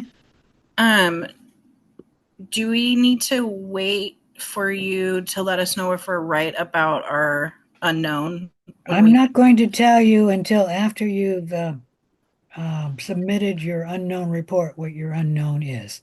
That reminds Okay. me, I do need to say one thing, and that is, people, you need to go in there and finish your unknown notes. The unknown notes are graded. It's only worth 5 points, but a lot of you have not put in the results and conclusions from your last test. So make sure you finish your unknown notes to get your full points. In the instructions, how important is it for us to have like the date, or not the date, sorry, the time with the date for Time is not important, Okay, just the date. just the date. Okay. Whew. Okay. I think that's all I have. Okay, great. Thank So you. for the unknown notes, even do you want us to submit it even if we think we figured out what the bacteria is? You mean, do you want to state in your unknown notes what you think the bacteria is? Well, no, I mean, like you said, go ahead and submit. A lot of you guys did not submit your conclusions. Um, No, I'm saying a lot of people have not put in the last results and their last conclusions for the last test they asked. That needs to be in there for full credit. You do not need to state what you think the microorganism is. It won't hurt you. You won't get anything marked down, but you do not need to do that. Okay, Okay. so just basically the result of the last test The that we last test submitted. that needs to be put in there, yes. Oh, okay, thank you. And the conclusions to that test, meaning Yes, yes, the yes. test tube was yellow, that's the result. And then the conclusion, the test was positive, something like that. Okay, thank you. Okay, all right. All right, anything else? All right, I'll say goodbye.